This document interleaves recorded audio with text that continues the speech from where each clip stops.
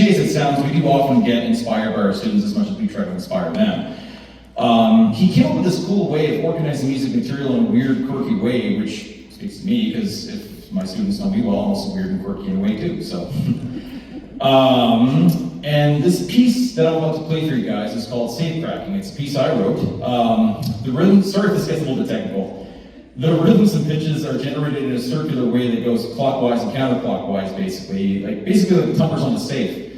I decided to tie it to a geometric rhythm that kind of ties the whole thing together. It's like basically a way to go from here to here, basically.